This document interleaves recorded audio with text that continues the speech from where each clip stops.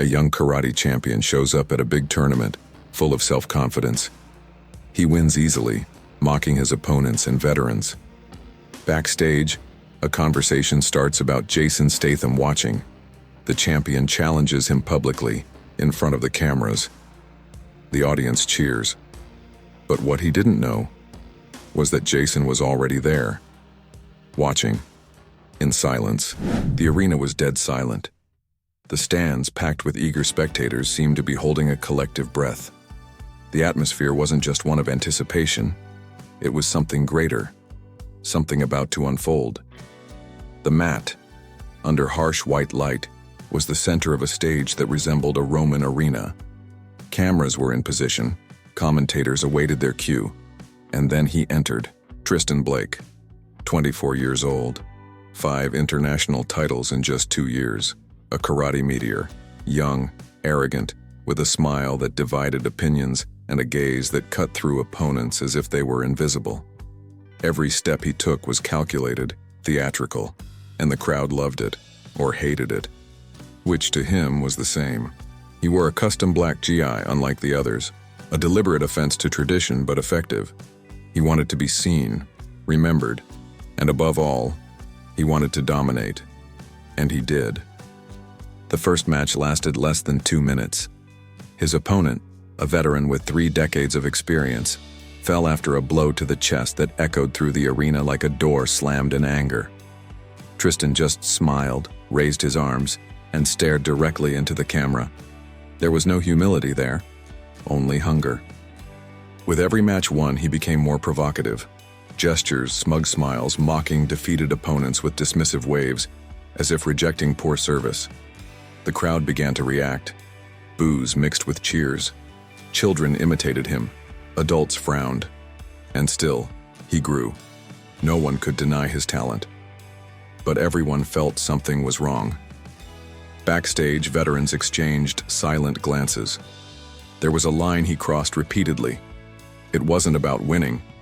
It was about disrespect. Among them, a name was whispered with weight: Jason Statham.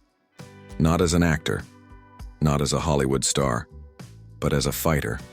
A man who understood the meaning of respect on a mat. He wasn't officially there. He hadn't been announced. But a hooded figure, seated in the shadows of the upper bleachers, remained still.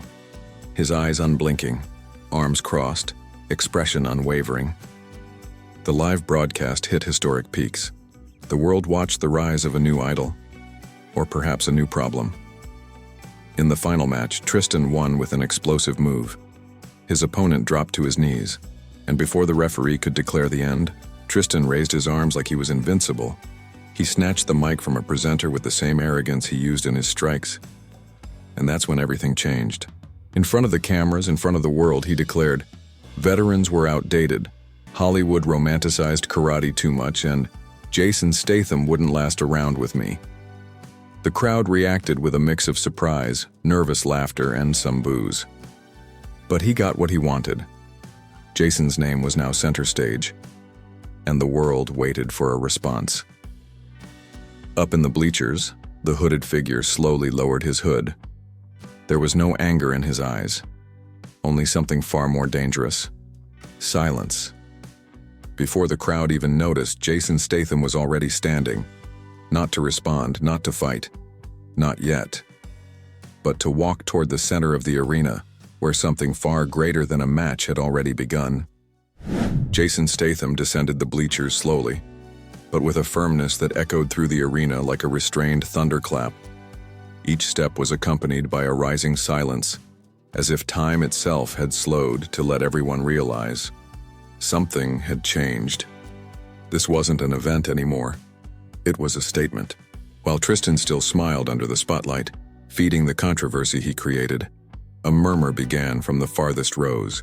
Cameras turned, phones rose, and commentators fell silent, unsure whether to keep broadcasting or simply witness like everyone else. Jason wore simple clothes: dark jeans, a gray t-shirt, worn boots. Nothing about him screamed celebrity, yet everything about him demanded respect. Not a single exaggerated movement. He didn't look around, just forward, eyes locked on the mat. on the center, on the epicenter of arrogance.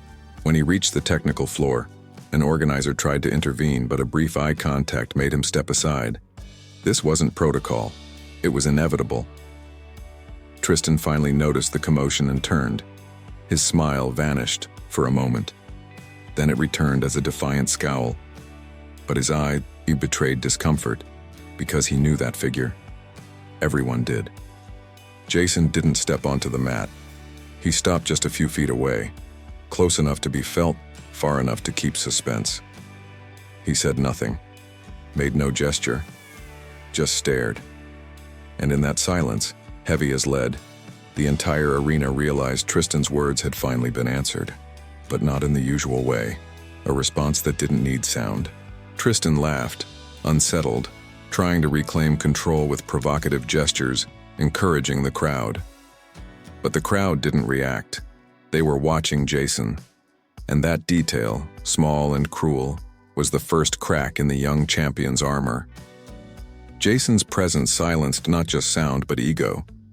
He was a living reminder of all Tristan despised: tradition, respect, humility. But also a mirror, reflecting the emptiness of glory without honor. Seconds passed, or maybe minutes. Time was hard to measure under such tension. Then Jason turned around, calmly, without saying a word, and walked back to where he came from, as if he had done all that was needed. But before disappearing into the shadows of the bleachers, he stopped, without turning, without speaking, just stood there. And Tristan knew, with absolute certainty, that silent stare was an invitation, one he wasn't ready for, one the entire world was about to witness. What followed in the hours after Jason's appearance was an invisible storm.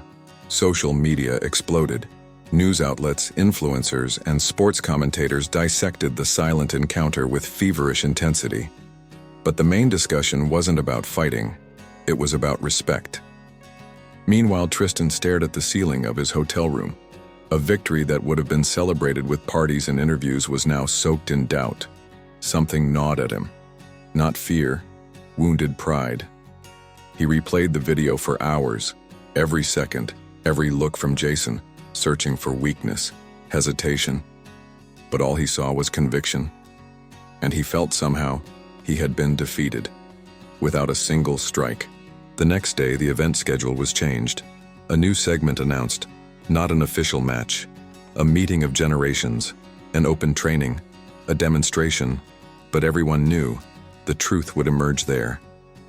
Tristan accepted without hesitation, not out of courage but vanity. The world was watching and he couldn't back down. Hours before the exhibition, Jason sat in a modest locker room, eyes closed, breathing deep.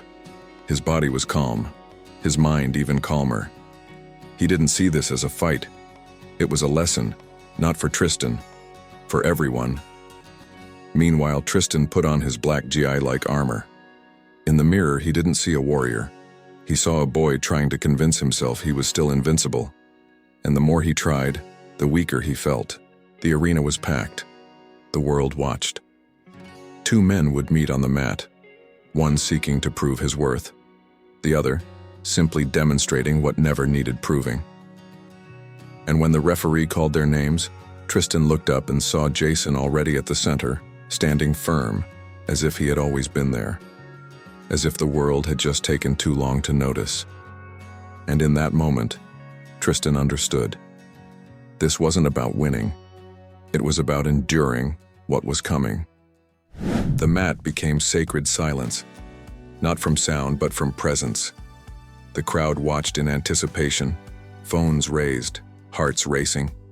Jason Statham, calm as a monk in prayer, simply looked at Tristan, not with judgment, but clarity, as if seeing beyond the surface. Tristan assumed a combat stance with excessive force, like someone needing to prove something. His muscles were tense, gaze hardened. But behind the mask, few saw the truth. Fear. Fear of losing control. Fear of being exposed. The referee signaled. It began. The first move came from Tristan. Explosive, aggressive, almost theatrical. A spinning kick that sliced the air inches from Jason. But Jason didn't flinch. just tilted his torso slightly. Simple, precise, silent. The crowd murmured. Tristan backed away, tried another strike, a punch. Jason blocked with ease, like holding back the wind. They stepped apart again. No exchanges, a dance, a study. And Jason led every step. Minute by minute, Tristan escalated, internally screaming to be taken seriously. But the harder he tried, the more Jason dismantled him with the grace of someone who had nothing to prove. Every block was a lesson, every dodge a reminder. The audience began to see it. Tristan's arrogance, once fuel for applause, now seemed like desperation. His strikes lost precision, his footing became erratic. Jason, unshaken. Then for the first time, Jason moved forward. A single step, a motion without violence. And in that instant, Tristan's eyes widened, because he realized what was coming wasn't a strike. It was a mirror. Jason's move wasn't an attack. It was an approach, a calculated advance free from aggression, yet it struck like an invisible blow. Tristan stepped back as if the ground beneath him had betrayed him. The audience noticed and murmured. Jason wasn't rushing. His gaze fixed on Tristan, not as an opponent, but as a reflection. He didn't want to take him down. He wanted to show him something even he couldn't see. The real enemy had never been Jason. It had always been within. Tristan launched another attack, desperate. A punch followed by a grab. Jason redirected it effortlessly. No pain, no humiliation, just clarity. Tristan panted. The sweat on his face wasn't from exhaustion. It was from realization. Each wasted strike screamed ego. Jason, motionless, reflected each failure with devastating calm. Then Jason made a final gesture, a slow turn, hand extended. Not to fight, but to offer understanding. A call to stop, to see, to choose a different path. But Tristan didn't understand. With a hoarse scream, he charged, a dangerous high kick. Jason blocked, not gently but firmly. He caught Tristan's leg and swept him to the ground with effortless precision. No pain, but revelation. Tristan landed on his knees. No injury, but something deeper cracked. The illusion. Jason stood still. No celebration, no mockery, just presence. In that stare, Tristan saw the truth. He had become what he once opposed, a distorted reflection of glory. The referee stepped forward, but Jason raised his hand. He didn't want to win. He wanted Tristan to choose. The crowd held its breath. Cameras zoomed in. Tristan, still on his knees, stared at the mat, his fists clenched. But the real fight had ended. Within. Then slowly, Tristan rose. Not as a champion, not as a rival, but as someone who, for the first time, saw himself. And in the silence of the arena, he turned to Jason, and something began to change. The mat was now a sacred altar of silence. No cheers, no noise, no music. Just two men. One standing serene like a mountain against time. The other, also on his feet, but still rebuilding himself inside. Tristan didn't know how to look at Jason. He searched the veteran's face for judgment, reproach, victory, but found none, only presence. And that hurt more than any blow. Jason took a step back, a gesture that said, "You choose." And Tristan chose. He lowered his head. Slowly, not in defeat, but humility. For the first time, his posture wasn't raised by arrogance, but by the real weight of awareness. He extended his arm, a traditional bow, a sign of respect, of surrender. Jason answered in kind, simple, direct, profound. The audience stayed silent, unsure whether to clap or witness it like something too intimate to interrupt. The world, which had expected blood, now saw something rarer: transformation. As Tristan left the mat, he walked slowly. No spotlight, no victory song, but dignity, reclaimed. Jason remained a little longer, gazed at the stands, at the young, the old, the forgotten, the ones still seeking to be seen. His eyes spoke what his mouth didn't need to. It's not about fame or strength. It's about purpose. Hours later, a short video went viral. No strikes, no falls, just that moment, the handshake, the bow, the reverence, and a caption that read, "Sometimes, the greatest winner is the one who learns to bow." Days passed.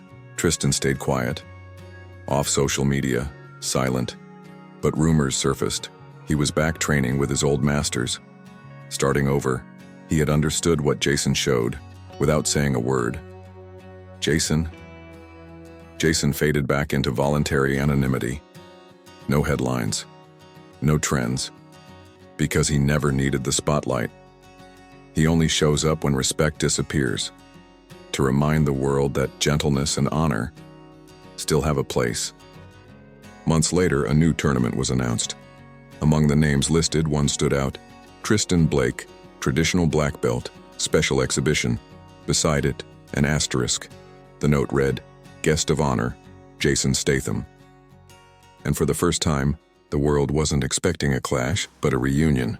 If this story moved you in any way, leave a comment below telling us what impacted you most. Don't forget to like the video, subscribe to the channel, and hit the bell so you don't miss more emotional stories like this one. Because sometimes, the greatest battle happens within, and it's there that we discover who we truly are.